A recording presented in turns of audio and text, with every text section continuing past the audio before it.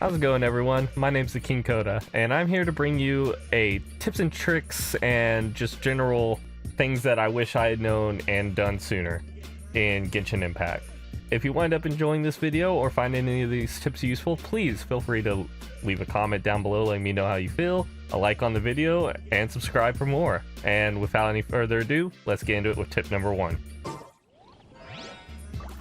First tip I got for you in this game, Beto, do you mind? I'm trying to talk. First thing I got for you in this game is to use your XP wisely. And what I mean by that is to not waste XP putting everyone at cap all the time. You're just going to wind up not enjoying the end game if you do this. And to kind of give you an example, who can I level up that? Here we go, Kiki. To give you an example, we're gonna buff Kiki by 1 level here. And as you can see, her stats went up a measly 2 on her attack, 7. Is that 7? We'll say it's 7. 6 on her defense. And yeah, 100 or whatever on her attack, on her HP. Really, her stats barely went up at all for 1 level. So what I recommend doing is to get your characters up to 1 level before their cap. What I mean by that is, if we take a look at my Beto, instead of leveling her all the way to 80, what I should have done is leveled her to 79. The big jumps and boosts you get to a character's level, or stat-wise, is when you ascend them. Their actual levels barely matter at all. So I could have saved a lot of XP cards and use those on other characters if I had only brought Beto up to 79. And other characters, like Ling here, who I don't really use aside from her throwing out her ult, I'm not leveling her outside of the passive XP she gets for being in the party, because she doesn't need it. She doesn't need the, 40 extra attack, let's say, the 10 levels would give her. It's like 20. Instead, I'm going to spread around the XP. I think the same thing can be said for the weapons, except for your main DPS's weapon. Your main DPS's weapon should be maxed out just so you get the maximum potential out of it. The maximum base attack will of course go up every time you level it up. And so your main DPS put their weapon at max, all the other characters in your party, who cares? This next tip is one that I've already made a video on, but just as a refresher, you get bonus XP sometimes whenever you turn in artifacts into other artifacts. Whenever you go for the upgrade,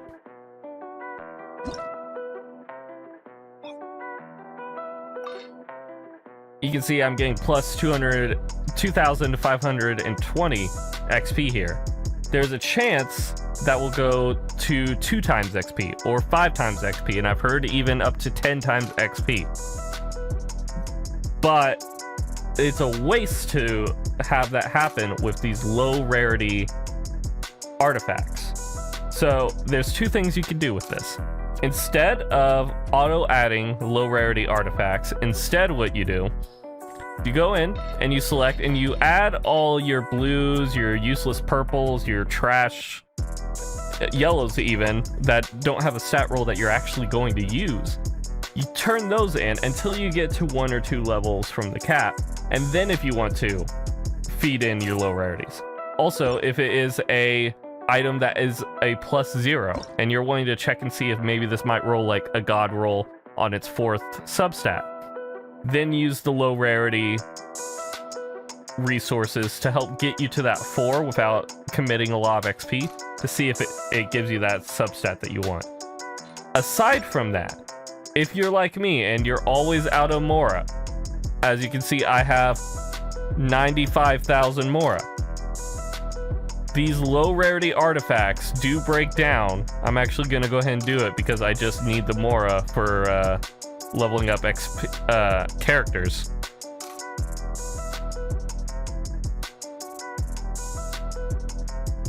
If you select all these and hit destroy, you're getting Mora back. You can see I'm getting 28,000 Mora back for all these low level trash artifacts. By saving your first bits that you're throwing in for the purples, blues, and the trash golds, you're actually getting more XP out of them because you're getting a chance to hit that 5 times on a much higher XP total. Like I said, I already made a video on this where I gave a little bit more details, but anyways, let's move on to the next tip. I don't even want to talk about how long it actually took me to find an example here, but you might occasionally come across these boxes and little glowing weasels and stuff like that. Well, if you mess with those, if you open up these boxes, or if you kill the weasel, you get Mora. There I just got 500 Mora. Buddy of mine got up to 4,000 Mora from one of these boxes. The weasels I've seen go up to 1,000. And it's just a great way to get some additional Mora while you're out adventuring that some people are like, I didn't even know that was in the game. I didn't know I could interact with those boxes. So while you're running around, go grab those boxes, save yourself from having to like grind up Mora later, get the boxes now. All right, next tip. So my next tip has to do with the resources you can get in the game. There's a limited amount you can get in your world. They take a full day, 2 day, or 3 days for them to appear depending on the rarity of the resource. I'm talking about the rocks and, you know, the mushrooms you need for some characters' ascensions and stuff like that. There's only so many you can get in one world. So my tip here is to get with your friends. You know, make sure that whenever they're going around gathering up their rocks, especially, that you're joining their world, going around and getting the same rocks with them. Now, they do have to be at the same adventure or world level as you, but it can save you a lot of time grinding those now, rather than waiting for later. To go along with this, if you want, you can make a secondary account. That's what I did. I made a secondary account on my phone, got it up to world levels, adventure level 16 to unlock the multiplayer. And I use that for whenever I'm out of resources on my world. Now, that's a little bit try-hardy. You don't have to do that. You can actually go into the co-op mode on your game, and you can request to join people's world that have it, you know, open for people to join. I recommend, if you are still looking for resources, to do that. And whenever you hop into that world, make sure you open up the chat. There'll be a button, depending on what system you're playing on and whatnot, to open up chat. Go in there and ask them, hey, you want to go around gathering rocks? Or hey, do you use your mushrooms? You know, ask them a question whenever you hop into the world. Don't just go and start grabbing stuff. Don't be an asshole. But there are resources out there if everyone works together and uses them together. And Beto, I'm trying to record a video here. So anyways, let's move on to the next tip.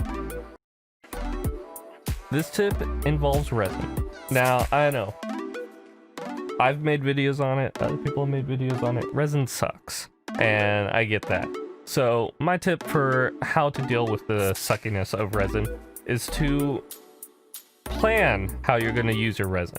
And my recommendation is to set a week per character. It's something that I just now decided to start doing, and I think it'll help me better use the limited resource I have appropriately. So all next week, what I'm doing on my account is I'm focusing only on Kiki, or Chi-Chi. I just got her in a single wish not that long ago, and I want to use her on my team. So I'm going to use every day is a focus on getting this particular character up. Rather that be mining rocks to get XP for her weapon, or going into where her talent recipe drops, or her Ascension material, XP cards for her. Every part of that week is gonna go straight into Chi-Chi. That way I'm always also working towards a goal, and I'm not feeling like, oh, you know, I'm trying to level up all 5 characters today, and I can't do that. You know, I can get Kiki up in a week, and I feel like that's a better use to allocate my resin. And whenever I can't work on anything specific for Kiki, I'm gonna be going to that Mora ley line so I can get my Mora levels up finally. So I think that planning what I'm doing by a day, because you know, you can go into her level up screen and you can actually see what she's gonna need for her next ascension. I still gotta fight the ice boss quite a few times in order to get her. I can go into her weapon. I can see what I need for that for her next ascension. I already got that, so I'm good on that. I can go into her talent, and I can see exactly what day the talent material is going to be available, so I know that, you know, Mondays and Thursdays, I'm going to use all my resin that day farming her prophecy books. So I might only have a limited amount of resin on those days, but I can make it last well enough in order to get enough books to at least finish off Chi-Chi on 2 separate days. I can definitely do that. So setting a week per day also gives you goals throughout that entire week, and I think that's a pretty good tip. Also, as far as resin goes, do 1 refresh a day. It's 50 primogens. You get more than that from doing your daily commissions, and I know free-to-play people, you don't got a lot of primogens, but you can do a single and still be saving. Not as much, but you can still be saving. And it gives you, you know, instead of 120, you do have 180 now resin to deal with. Alright, moving on to the next tip.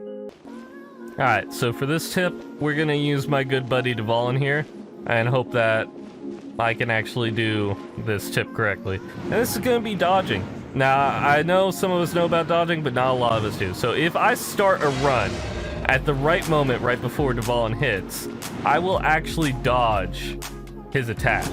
You know, and it works for any attack. Right before he hits, boom, dodge.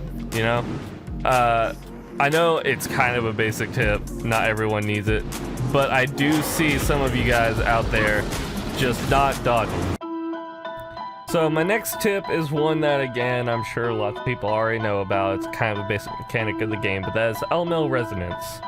The people you put in your party do matter. So depending on who's in your party, if they are of similar attributes, you get buffs. If you have 4 of all different attributes, for instance, I get elemental resistance by 15%. But if I were to say have 2 fires in my party, I would instead get fervent flames, where my cryo time is reduced by 40%, when I'm frozen is reduced by 40%, and my attack is increased by a whole 25%. You know, there's the wind buff that I mentioned in the Venti video, where it decreases stamina consumption by 15, movement speed is increased by 10%, and skill cooldowns are reduced by 5%. Another great one is Shattered Ice, affected by Electro for 40% less time, increases crit rate against enemies that are frozen or affected by cryo by 15%. That's a great effect. So who's in your party does matter. Honestly, I would rather have Mona here instead of Sucrose, just so that way I can get the Soothing Water buff, where I'm affected by Pyro for 40% less time, and my healing is increased by 30%. Or maybe another fire character goes there, so I can get the Fervent Flames, or another electric character, so I'm affected by Hydro for less. Superconduct Overload and Electrocharge have a 100% chance to generate electro-elemental particles, which is great for me. So I might want to swap, you know, Shangling or Sucrose in my party later, or whenever I'm in the Spiral Abyss, to get me more benefits. So always account for what element is in your party, not just what characters are in your party. It's a big factor I put into this party. I have both Jean and Venti here in order to reduce the cooldowns of everyone altogether. Alright, next tip. Hi, it me again with another artifact tip. I know, I make a lot of tips about artifacts. They're kind of a big deal in the game. This tip has to do with the artifacts that you choose to keep and the artifacts that you choose to trash. There is actually a thing in this game, like look at this piece. I have plus 23% elemental energy recharge on this piece. On some pieces, I have plus 34%. This piece could be a lot better if I had taken into account this tip. Some pieces will drop with more than 2 base stats, or substats, I should say. Their base stat will always be, you know, up for grabs, but so is the number of substats they have from the start. Some pieces at plus 0 just have more stats than some other pieces. You know, this Gladiator's Longing only has 2 substats. This Hourglass of the Thunder has 3, and they're both at plus 0. So what this means is you can actually get even more substats. You can increase the percentage gains even more on pieces by only taking into account the ones that have higher rolls. Now, when you're early game, mid game, you should just be equipping whatever works best for your build. But whenever you're finalizing those builds into later sets, what you should be doing is, if the piece does not have 4 substats, honestly, if you're in the end game, just trash it. If you're in the end game, you want pieces that have at least 3. Perfect sets should have 4. And this is because when you boost them at level 4, 8, 16, or 4, 8, 12, 16, and 20, you're gonna get rolls onto those substats. And the best thing that could happen is all 4 of those rolls go into one substat, buffing you a shit ton. You can get substats that go into, you know, the 30%, the 20%, or you could just have 4 substats are in the 12s. All that depends on what artifacts you are buffing and using. All right, let's move on to the next tip. This tip is gonna sound like a no-brainer, but I guarantee it's something you guys have not been doing that you need to start doing. A big creator that I really respect and watch a lot of content of, Tectone, has recently run into an issue that following this tip would have alleviated. He is forever in need of these Forbidden Curse scrolls, and because of that, he now has to go out daily and hunt down the shaman hill churls in order to get the pieces he needs. My tip is kill everything and grab everything. You can hold 30,000 things in your inventory, which sounds like a lot. It's not.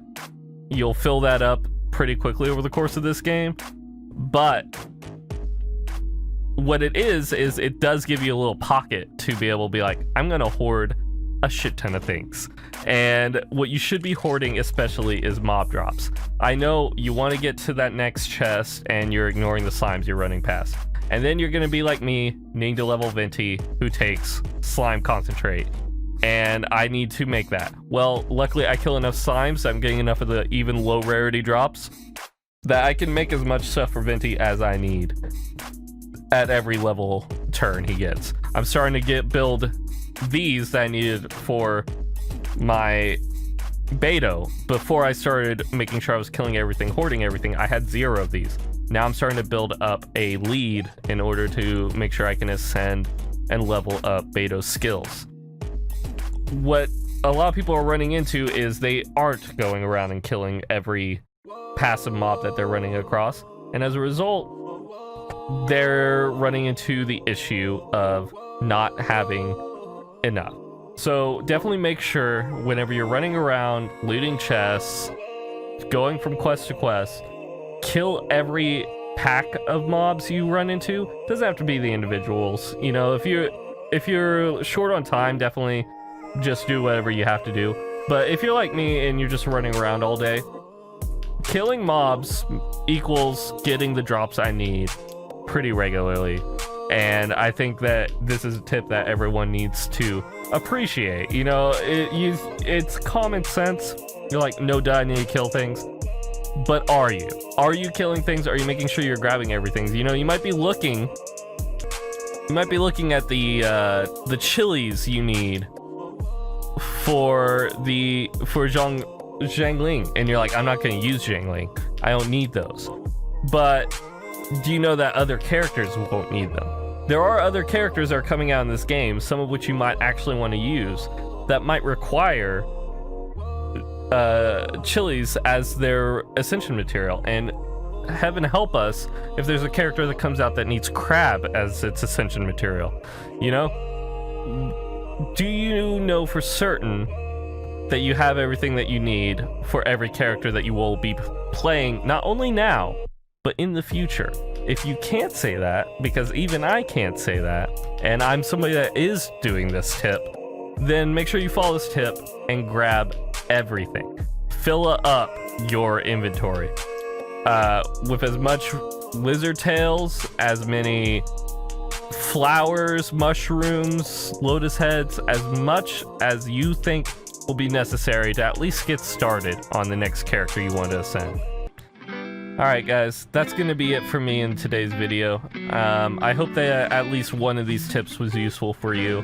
I tried to think of all the things that I wish I had known going into the game, so I could have been a little bit more prepared for, you know, the level 43, 45 range that I'm at. There's lots of stuff I'm sure I didn't get to that you guys would have liked for tips for, but these were just things that I thought of. If you guys did enjoy, please be sure to let me know in the comment section down below. If you have tips of your own, put them down there. Subscribe for more Genshin content in the future. And as always, I'll see you guys in the future. Peace.